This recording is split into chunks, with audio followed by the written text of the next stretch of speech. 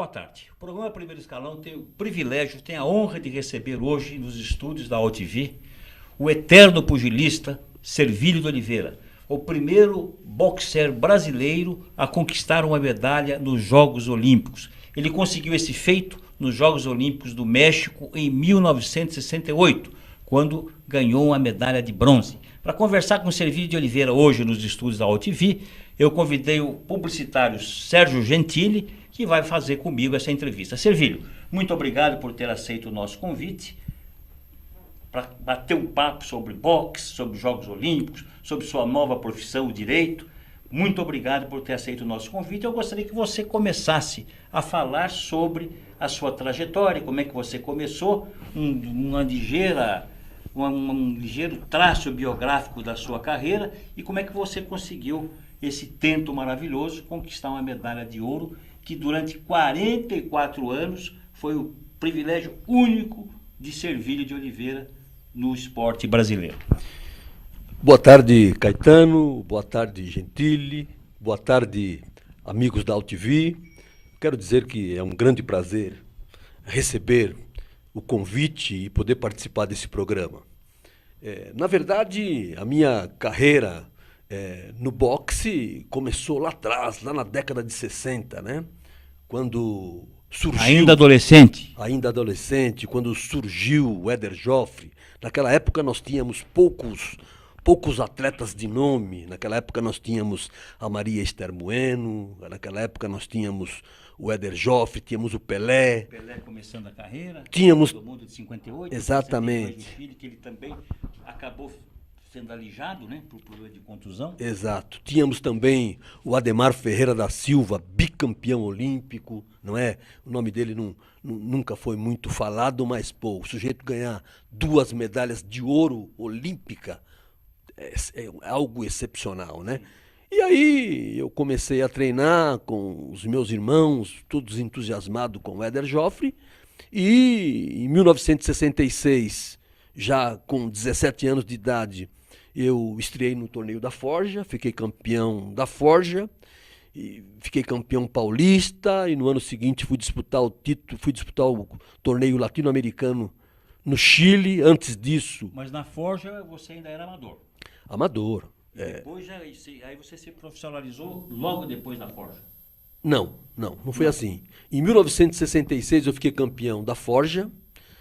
Em 1967, eu fui defender o Brasil nos Jogos Pan-Americanos de Winnipeg, no Canadá. Em março de 1968, eu fiquei campeão latino-americano. E para disputar os Jogos Olímpicos, você tem que ser amador. Exatamente. Uma correção.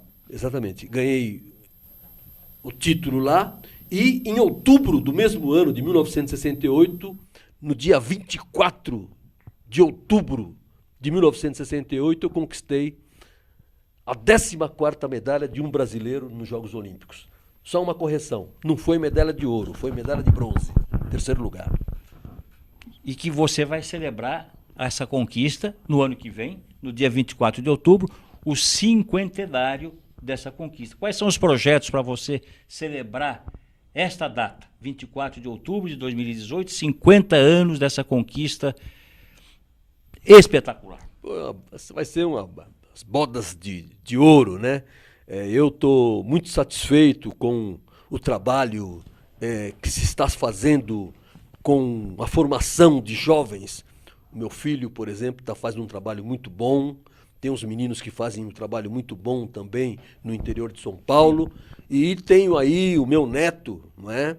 O Luiz Gabriel, que recentemente foi convocado pela comissão do boxe da Confederação Brasileira, e eu espero que ele faça um bom estágio lá e que possa, em 2020, ganhar uma medalha também. E para Tóquio. Exatamente.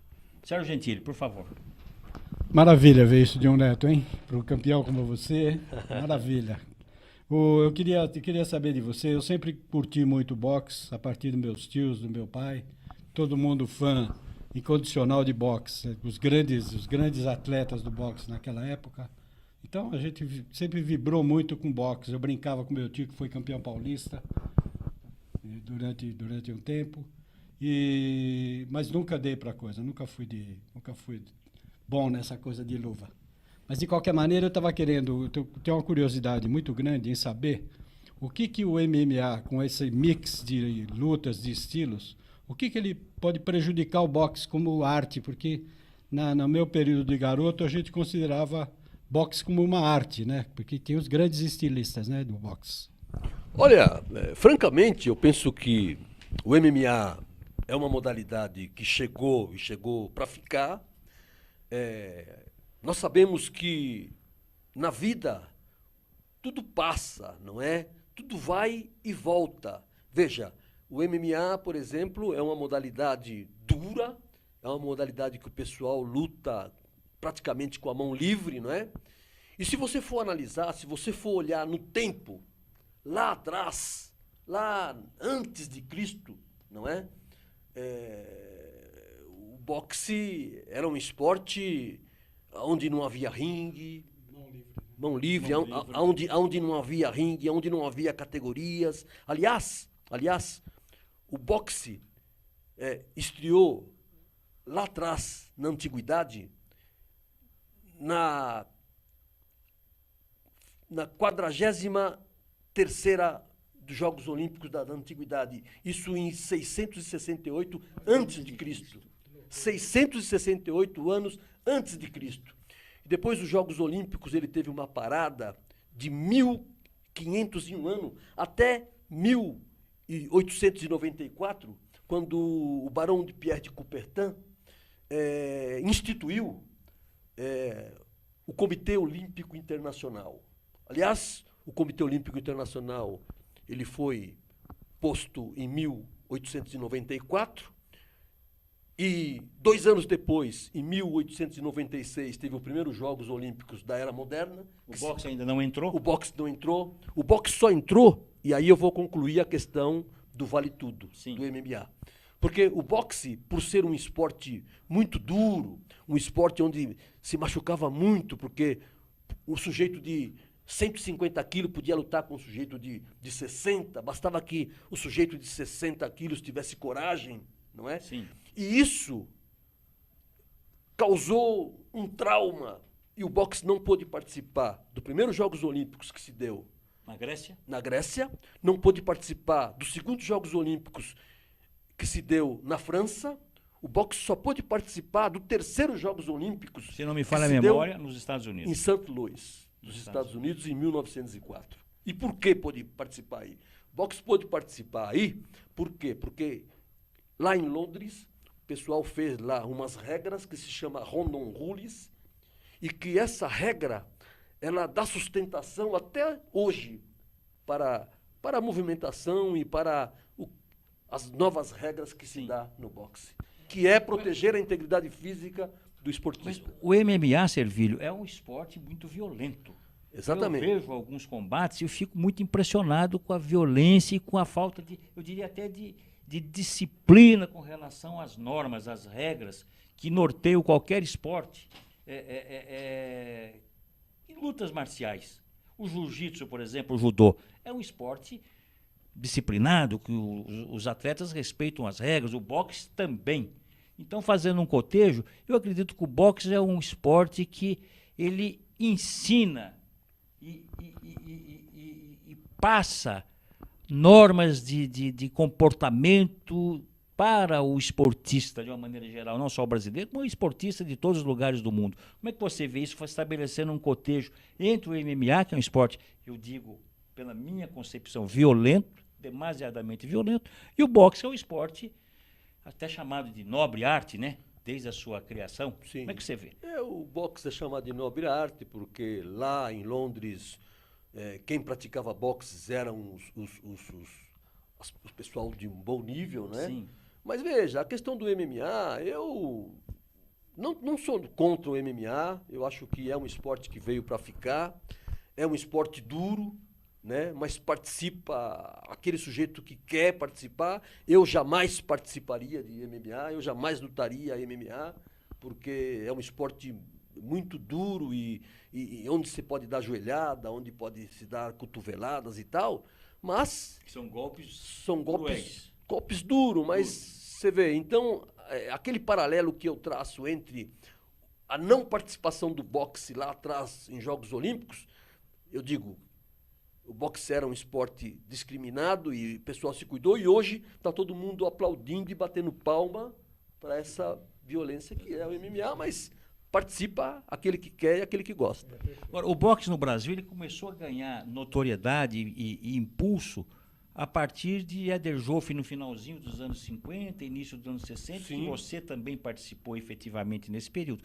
Aliás, diga de passagem, Edson, o Servílio, Éder Joffre disputou os Jogos Olímpicos em Melbourne, na Austrália, 1956. e não venceu, e não conquistou a medalha. O Éder Joffre... O que houve? Que ele não, você poderia... Não, o que houve que veja. ele não conquistou a medalha com todo o talento mas... característico ao Éder Joffre? Não, o que ocorre é o seguinte, o boxe é uma caixinha de surpresa, né? Muitas vezes, você, às vezes, pode cair, por exemplo, numa chave onde está lá um sujeito que poderia disputar com você na final. Sim. E aí o que aconteceu comigo no México é uma prova disso, não é? O Éder Joffre ele perdeu para um chileno, Cláudio Barrientos. E depois, alguns anos depois, no dia 18 de novembro de 1960, ele ganhou o primeiro título do mundo para o Brasil.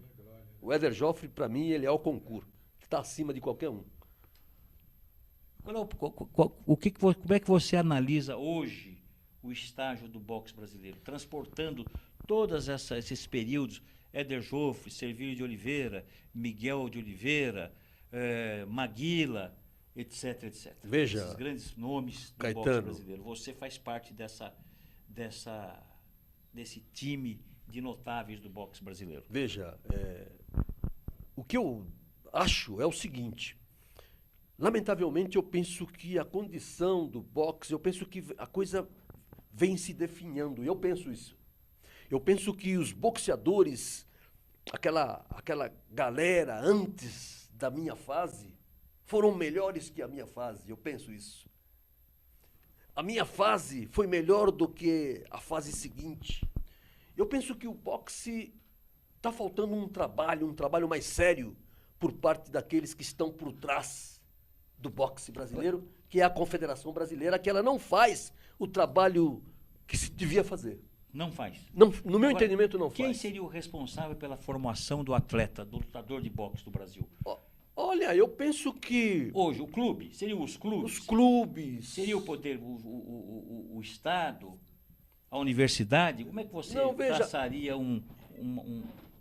eu penso panorama que... para a formação do atleta? Particularmente, eu penso que todas essas verbas governamentais, de lei de incentivo, etc. e tal, eu penso que essa verba deveria ser colocada num lugar onde estão a massa, para você formar atleta de fato. Eu penso que o atleta de ponta, ele devia buscar a verba dos patrocínios das empresas, etc. E essa verba de lei de incentivo e etc., você devia trabalhar a base, porque aí você ia dar condições para os jovens que estão à beira da marginalidade. E você sabe, nós sabemos que o esporte é fundamental. Fundamental. Eu penso até que o boxe, que o esporte, ele poderia formar um tripé muito importante ao lado da cultura e da educação.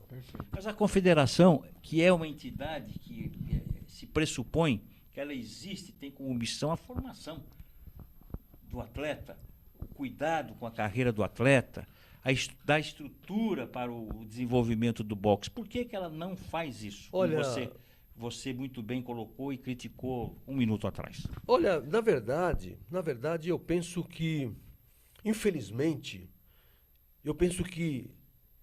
o esporte no Brasil, ele deveria ser olhado de uma outra forma. Eu penso que o esporte no Brasil teria que ser feito como se faz, por exemplo, em outros países mais desenvolvidos no esporte. E nos Estados Unidos, por exemplo, quem forma o atleta é a universidade. Universidade. E nos países socialistas é o Estado. Veja. China, Rússia, é o Estado. Só para você ter uma ideia, Cuba, que é um país diminuto, que é um país que é menor, tem uma população menor do que a cidade de São Paulo, estado de São Paulo. Que já formou grandes atletas do boxe. Cuba tem 11 milhões e 400 mil, mais ou menos, habitantes. População de São Paulo, praticamente. São Paulo tem 12 milhões. Menos um pouquinho. Né? É. Então, lá, sabe quantas medalhas Cuba já conquistou em Jogos Olímpicos? Cuba já conquistou 220 medalhas em Jogos Olímpicos. Enquanto que o Brasil, essa potência... 8 milhões e 500 quilômetros quadrados, 8 milhões e 500 mil quilômetros quadrados, uma população de quase 210 milhões de habitantes, tem apenas 127 medalhas. Por quê? Porque não há o interesse político de dar condições para o menos favorecido. Porra, vamos dar educação para esse povo. Eu acho que material humano não falta para trabalhar no esporte. Mas, infelizmente, as verbas são todas desviadas, não é? A gente tem visto aí e o dinheiro não chega onde tem que chegar. Gentili. Essa questão, ainda nessa questão, que eu acho que era extremamente interessante, existe o mercado. Então, o mercado tem um apelo muito forte para tudo que representa o MMA, né? Existe uma atração muito grande pelo MMA, pela grana que o pessoal fatura em cima disso e tal.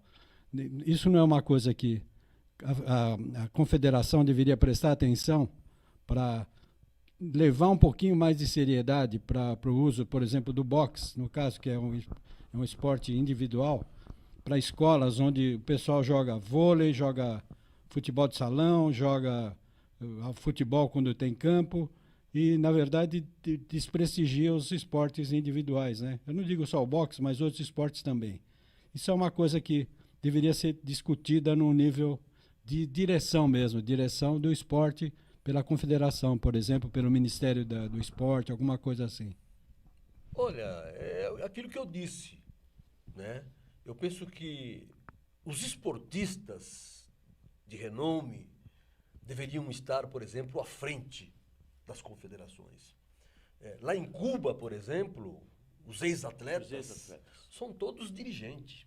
A partir do momento que o sujeito deixa de participar, ele passa a ser dirigente. Os caras têm, por exemplo, uma boa cultura, os caras têm, por exemplo, um grande ensinamento, são todos formados, não é? E, lamentavelmente, aqui no Brasil, você não tem condições para se formar e aí fica difícil. Você está me propiciando agora um bom gancho para eu lhe fazer uma pergunta muito delicada, Servílio.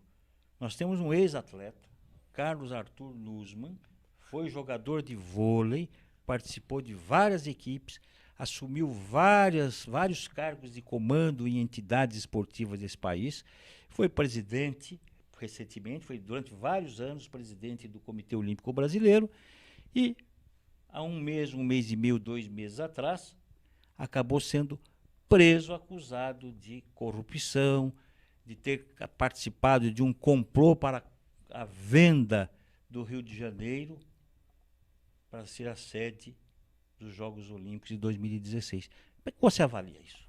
Olha, é lamentável. Gostaria de ouvir o seu comentário sobre esse é um problema que acabou com a reputação do Brasil no mundo, esse episódio que envolve o Comitê Olímpico Brasileiro. Olha, na verdade, esse é um problema seríssimo, né? Eu, particularmente, fiquei muito triste com essa situação, não é? Mas é algo que vem acontecendo não só lá no Comitê Olímpico Brasileiro, mas como também de maneira na política em geral. Nós temos visto aí os acontecimentos dos últimos tempos que todo esse tipo de coisa está jogando o nome do nosso país na lama, lamentavelmente, não é? Eu, particularmente, Caetano, eu fiquei muito triste. Eu jamais pensei que esse tipo de coisa pudesse acontecer, principalmente quando disseram que... O evento foi maravilhoso, né, no Rio de Janeiro. Os jogos o evento foi maravilhoso. E o boxe finalmente conseguiu ganhar uma medalha. O boxe conquistou uma medalha de ouro, né? Foi bacana isso, foi muito bom, né? Mas eu penso que se o trabalho, não só do Comitê Olímpico Brasileiro, assim como também da confederação, ao invés de uma medalha de ouro, eu penso que nós poderíamos ter conquistado umas 2 ou 3. E por que não conquistou? Porque faltou um trabalho sério da Confederação Brasileira. Você diz no boxe. No boxe. No boxe. Mas também faltou o policiamento do Comitê Olímpico Brasileiro. Por quê? Porque um país que pretende fazer uns Jogos Olímpicos, como foi o caso do nosso país, já se sabia há 7 anos antes que haveria uns Jogos Olímpicos e que o Brasil estaria bem próximo de conquistar, você devia saber, olha, quem são os atletas que nós temos para defender o Brasil em 2016. Bom, em 2012 nós conquistamos 3 medalhas, depois de 44 anos, depois da minha medalha. Conquistamos uma medalha de bronze com a Adriana, a outra de bronze com Yamaguchi, Falcão, e prata com o Esquiva Falcão. Muito bem. O que o pessoal devia fazer? Ora, esses boxeadores, vamos segurá-los para defender o Brasil em 2016. E fazer um trabalho, conquistar para eles, por exemplo, a Bolsa Atleta Pódio, que a Bolsa Atleta Pódio para os atletas desse nível, que defendem o Brasil, era de 15 mil reais. Sim. E os caras poderiam ter permanecido no boxe amador e defendido o Brasil em 2016. Aí, ao invés de uma medalha, nós poderíamos ter 3 ou 4 medalhas. E tinha também o Everton Lopes, que foi campeão do mundo amador e que, na minha opinião, é a maior esperança brasileira para conquistar um título do mundo, embora há controvérsia. Eu tenho aqui uma colocação para fazer com relação a isso. Provavelmente, esse pessoal do COI, agora que a gente sabe a história que se passou, provavelmente eles prestigiaram aqueles atletas que poderiam dar mais visibilidade para alguém, né? Para alguém que tivesse interesse econômico no caso, né? Infelizmente, essa é a grande realidade. É lamentável. Quer dizer, os caras olharam, por exemplo, para si próprio, em detrimento do país. Sim. E aí é lamentável, né? O Eduardo Orrata, teu grande amigo, especialista em boxe, jornalista que conhece profundamente essa modalidade, me pediu que me fizesse uma pergunta. Você citou o Esquiva, citou o Yamaguchi, e o Orrata pergunta se o Esquiva e o Yamaguchi têm potencial para ganhar um título mundial. E se eles estão sendo bem treinados, estão sendo bem orientados. Veja. E se não pode ocorrer novamente o que aconteceu com o Sertão. Veja. Pergunta do Eduardo Orrata para você. Meu amigo Orrata, companheiro de longa data, o Orrata também foi atleta da minha equipe. Hein? Lutou boxe. Treinou conosco lá em São Caetano. Veja, na verdade o seguinte, esses meninos, o Yamaguchi, o Esquiva, o próprio Everton, o pessoal às vezes fica meio triste comigo, porque eu não tenho bem as palavras. Eu sou um cara que lutei boxe, já apanhei muito, bati muito e continuo no meio. E eu digo aquilo que eu acho. Por isso que você é respeitado e tem credibilidade. O que você diz tem credibilidade. Caetano, eu vejo assim. Eu acho o seguinte, eu acho que não doura a pílula. Eu acho que esses meninos... Não entra em clinch. É como recurso para enrolar, para conseguir... Não é? Na verdade, Caetano, eu acho que tanto o Yamaguchi quanto o próprio Esquiva, eu acho que esses meninos têm um potencial tremendo. Só que, no meu entendimento, eu penso que você devia fazer um trabalho diferente com eles. Como? Fazer um trabalho para aumentar o grau de dificuldade luta a luta, porque não adianta você trazer adversários fracos. Treinar, aí você vai lá e ganha com facilidade, e quando chega na hora da verdade, o lutador não consegue corresponder à expectativa. Então você tem que fazer o trabalho que foi feito, desculpe a falta de modéstia, o trabalho que foi feito com o Sertão. O Sertão, quando ele fazia parte da seleção olímpica, ele era mais um. Passou profissional, foi treinar com o meu filho, e nós fomos programando ele luta a luta e aumentando o grau de dificuldade luta a luta, e o cara chegou ao título do mundo. Então eu penso que esses meninos eles têm condições, mas eles têm que ser feito um trabalho mais graduado. Eles têm que lutar com adversários que realmente vale a pena. Porque senão, quando chegar na hora da decisão, a coisa pode complicar. E o que você está fazendo hoje para o boxe brasileiro, Servilho? Com a sua experiência, com a sua vivência, com o seu conhecimento? Eu acho que a tua contribuição seria de extrema valia para o desenvolvimento do boxe no Brasil hoje. Visando, inclusive, os Jogos Olímpicos de Tóquio. Você teria que ter uma participação efetiva nesse trabalho visando o Japão. Veja, Caetano, agradeço suas palavras, não é? Eu sou um tipo que venho trabalhando já há algum tempo no boxe. Nunca deixou de trabalhar, na verdade. Nunca deixei de Nunca trabalhar, mas lamentavelmente no Brasil é muito difícil. No Brasil, infelizmente, nós temos muitas dificuldades para poder atingir o alvo, é difícil. Eu venho batalhando há muito tempo, tentando formar projetos. Tenho um projeto aprovado da lei de incentivo, mas a gente encontra muita dificuldade. Você encontra muito mais pessoas para atrapalhar do que para ajudar. Eu sinto isso na pele, não é? E é lamentável, isso é lamentável. É lamentável.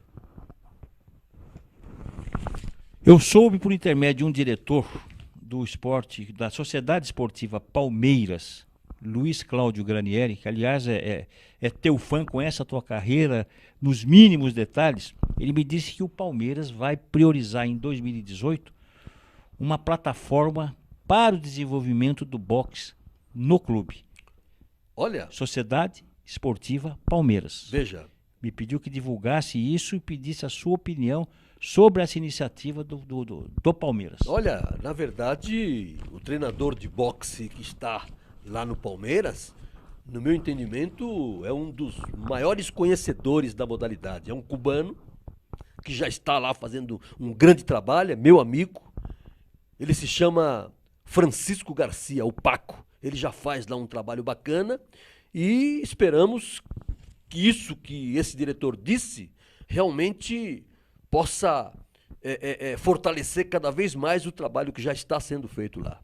O Espéria, falando em clubes, foi um dos primeiros clubes no Brasil a abrigar grandes combates de boxe.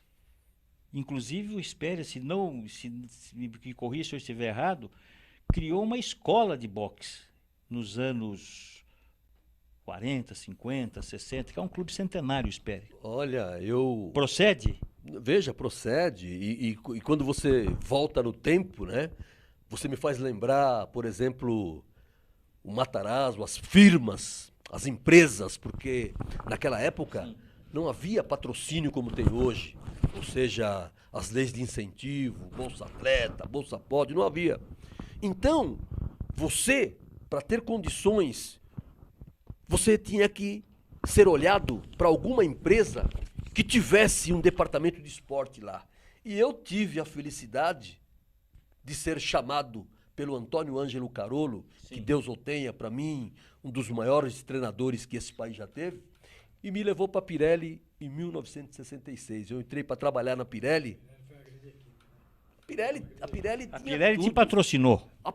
Quer dizer, entre Também, aspas. também. Não, a Pirelli me levou lá para trabalhar, eu trabalhava Sim. lá, e pela manhã fazia a minha parte física, trabalhava das 8 até as 5 da tarde, saía às 5 horas da tarde e ia para treinar. Quer dizer, você tinha que trabalhar. Esse era o patrocínio que nós tínhamos naquela época. Mas eu, se não fosse a Pirelli, se não fosse o trabalho que foi feito, eu jamais teria conquistado o que eu conquistei dentro da modalidade.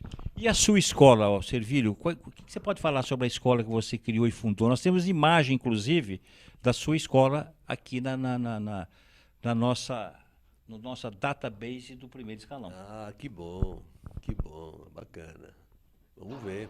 Aos 65 anos, o ex-boxeador Servilho de Oliveira ainda exibe a agilidade de um campeão. Servilho entrou para a história do esporte nacional ao se tornar o primeiro boxeador brasileiro a conquistar uma medalha olímpica. há 45 anos na Cidade do México. A minha medalha em 1968 México, foi a lá no fundo tá o meu 14ª filho, medalha de... o Ivan. Essas imagens aí é uma imagem do filme 12 Rounds. Aí tá o Bolinha, o menino que poderá ganhar uma medalha. O Luiz. É, Guilherme. o Luiz Gabriel. Luiz Gabriel. Aí tá o Sertão, quando ele ganhou o título do mundo. E aí tá o Ivan, o meu filho menor, que é o pai desses dois meninos. Sabe muito de boxe, o Ivan. Teu filho. Técnico, meu filho mais novo. Técnico do Demian Maia. Já treinou com o Shogun Rua. Esse é o Bolinha. Esse é o Bolinha, não é? Que hoje está bem maior já, está com 16 anos de idade. Recentemente foi convocado para treinar na seleção olímpica. E eu tenho uma grande esperança que esse menino poderá melhorar a cor da medalha. Eu acho que ele vai melhorar a cor da medalha. Neto, então podemos apostar na frase: neto de peixe, peixinho é. Eu acho que sim. Hein? O garoto tem Neto de peixe, peixinho é. O garoto tem potencial e treina com o pai dele, que também é um conhecedor. O pai dele nunca foi boxeador, mas desde criança viveu no ambiente. Sim. Sabe muito. Qual vai ser a categoria deles? Olha, chegando em Tóquio. Na verdade, hoje ele está lutando na categoria dos 52 quilos. Mosca. Na minha categoria. Mesma categoria. Que eu participei. Eu penso que lá no México, ele poderá lutar na categoria do México não, lá em Tóquio. Ele poderá lutar na categoria dos pesos galos, super galos, porque ele vai crescer, ele já cresceu bastante e vai ganhar com textura física. E para dar sorte, eu vou fazer uma sugestão para você. Pois não. Que ele use a camisa número 33. Essa foi a camisa que eu ostentei no México, né? Exatamente. Por favor, Gentili. Muito bom. Servílio, a gente tem na tua história, a gente tem uma história importante para ser passada para essa garotada que está chegando aí, para a juventude de hoje. Você praticou um esporte que era um esporte solitário, embora você tivesse treinador, tivesse uma equipe, mas é um esporte solitário. Você cresceu, ganhou títulos, teve que truncar a sua carreira, foi obrigado a truncar a sua carreira, voltou depois com toda a força de vontade, mas mesmo assim não era recomendável que você continuasse lutando. Teve uma frustração nesse meio aí que eu queria que você contasse, mas você caminhou por uma trilha de empreender coisas, e empreender o social, empreender a formação dos jovens e tal. Eu queria que você falasse um pouquinho a respeito disso, dessa tua perseverança em fazer a coisa vingar. Veja, na verdade, essa questão, por exemplo, de você sofrer alguns percalços na vida, você tem que ser forte. Você não pode jogar a toalha. Sim. Você tem que continuar lutando, não é? Eu, quando parei de lutar, não é? Podia ter jogado tudo às favas, mas eu penso que a minha maneira de ser, depois do nascimento do meu filho, do José Luiz, não é? O apoio que eu tive dos meus familiares lá no Chile, isso foi me dando consistência, porque se você não tiver, por exemplo, firmeza, você vai passar sarjeta. Você que acostumado a receber tapinhas nas costas e tal, o pessoal se reverencia, só bajulação, quando acaba tudo, se você não tiver o pé no chão, o bicho pega. E eu hoje continuo trabalhando, continuo com a meninada e acredito que o trabalho com a garotada é de fundamental importância, porque se você não conseguir fazer um campeão olímpico, um medalhista, um campeão do mundo, no mínimo, você vai ensinar o melhor caminho para você formar um cidadão amanhã. Os grandes campeões, Servílio, recebem bolsas milionárias. Sim. De todas as categorias, mosca, galo, pena, etc. Você foi um grande lutador, um grande pugilista, no mesmo patamar desses grandes pugilistas que hoje recebem bolsas milionárias. Não ganhou Uma pergunta, pochete. você ganhou dinheiro com boxe? Infelizmente, não. Eu acho que eu fui vítima da época. Não só eu. Não ganhou dinheiro com Não boxe? ganhei. Aliás, não só eu.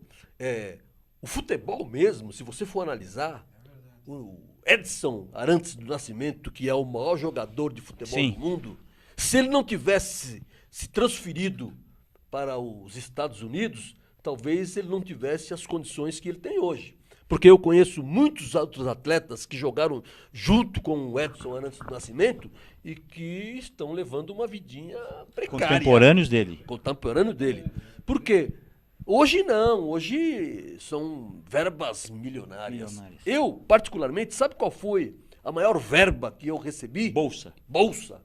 Foi quando eu disputei o título sul-americano em Guayaquil, no dia 18 de dezembro de 1970. Ganhei $1.100. Ganhei o título sul-americano lá. Bolsa. Ganhei o título sul-americano lá, nocauteei o lutador no 7º round e ganhei $1.100. E lutei em Guayaquil, no Coliseu Cerrado. Coliseu Cerrado, quem conhece Guayaquil sabe do ginásio que eu estou falando. Nocauteei o sujeito no 7º round e tinha 10 mil pessoas no Você era estádio. campeão sul-americano. Não. Foi uma eliminatória que teve um chileno, um argentino, um brasileiro e um equatoriano. E desse quadrangular, $1.100. sobraram 2, que foi o equatoriano e eu tive que decidir o título lá no Equador, lá em Guayaquil. E essa foi a maior bolsa que você recebeu? Essa foi a maior bolsa que eu recebi. Eu acredito que um árbitro hoje, uma grande luta, não ganha muito mais que $1.100. É hoje, né? Hoje, quanto? Hoje, Qual, então, qual é o cachê de um árbitro hoje, internacional? Então, mas veja, Caetano, Eu naquela fico época... impressionado. Naquela época não havia... Mesmo o Éder Joffre, acho que não ganhou muito dinheiro com o não boxe, o ganhou. Miguel de Oliveira, Não seus ganharam. colegas de ringue. Não ganharam. Hoje, veja, hoje, a melhor bolsa, a melhor verba do esporte mundial é de um lutador de boxe, é do Floyd Mayweather. Impressionante. E por quê? Porque o Floyd Mayweather, ele comprou os seus próprios direitos. Ele é o cara, ele não tem intermediário. Ele é o sujeito que vende as lutas deles. Não tem um empresário Não, ele não que tem. intermedia os combates. Para o pay-per-view, ele que negocia tudo. E por isso que ele é... Inclusive, essa última luta que teve Com o McGregor. com o McGregor, a verba que girou em torno dessa luta daria para sustentar o Neymar por 11 anos. Só para você ter uma ideia. Então, a maior verba de um esportista mundial é a do Floyd. Não tem Neymar, não tem Cristiano Ronaldo, não tem Messi, não tem ninguém. O maior ganhador de dinheiro do esporte mundial é o Floyd Mayweather, um lutador de boxe. Por que você não cria um instituto que tenha como missão o fomento do boxe no Brasil? Porque é muito difícil. Porque você não recebe ajuda, você não tem ajuda. E para você formar um instituto, você precisa ter pessoas Mas o com instituto, vontade de ajudar. ele não é uma entidade sindical.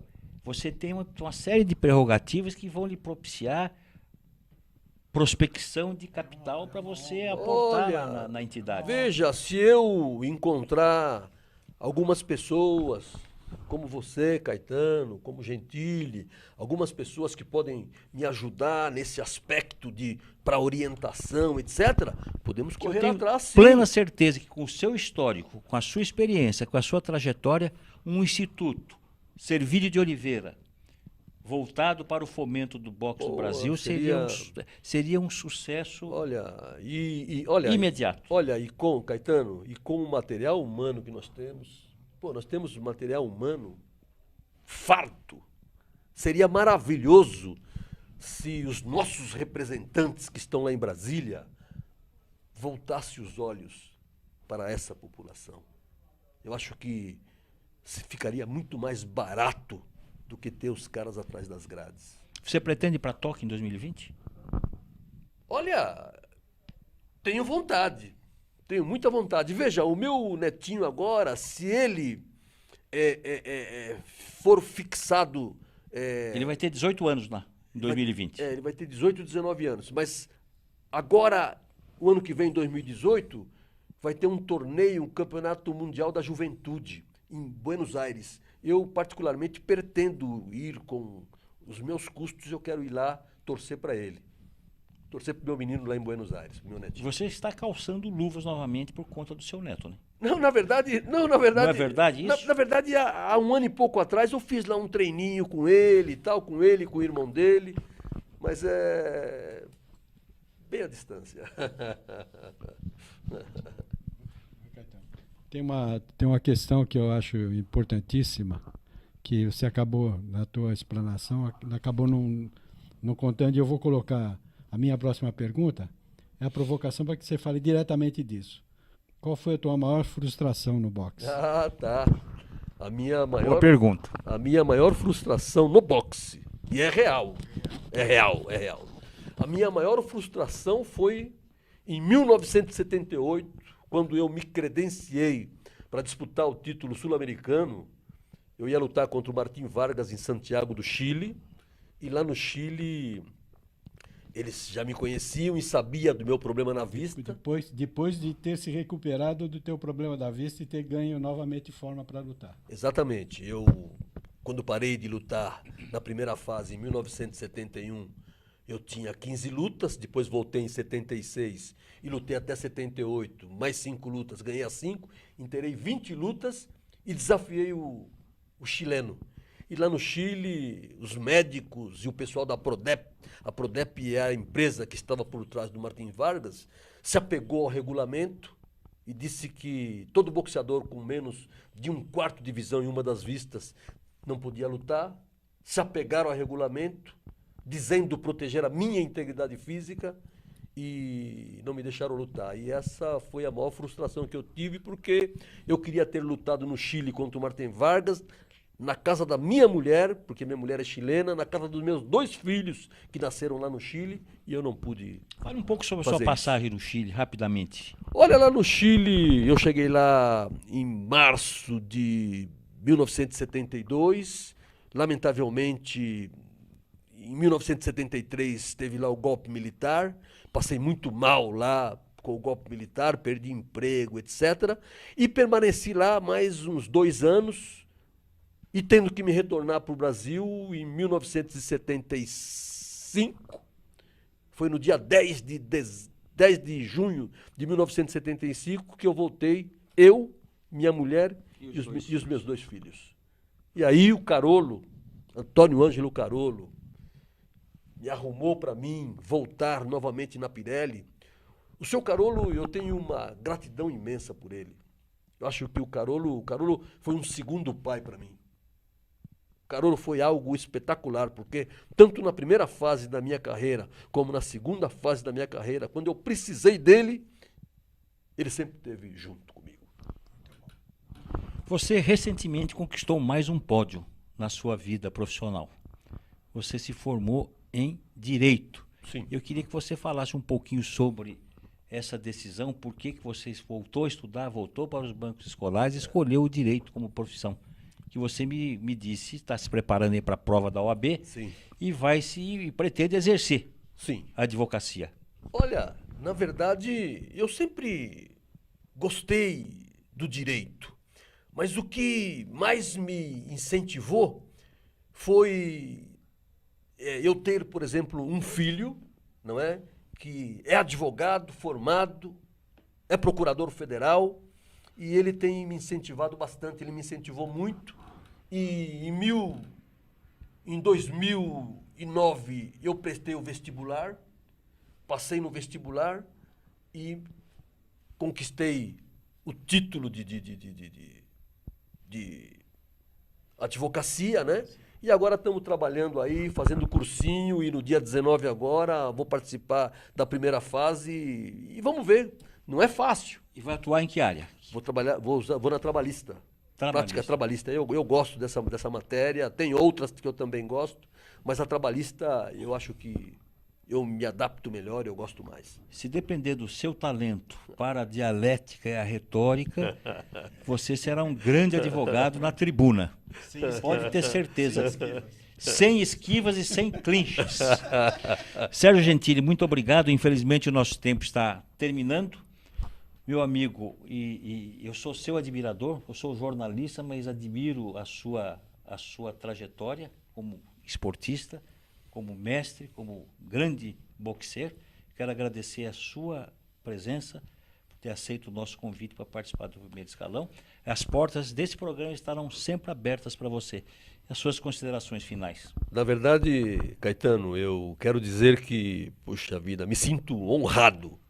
Quando eu recebi o seu telefonema, eu fiquei surpreso, porque fazia já algum tempo que a gente não se falava, não é?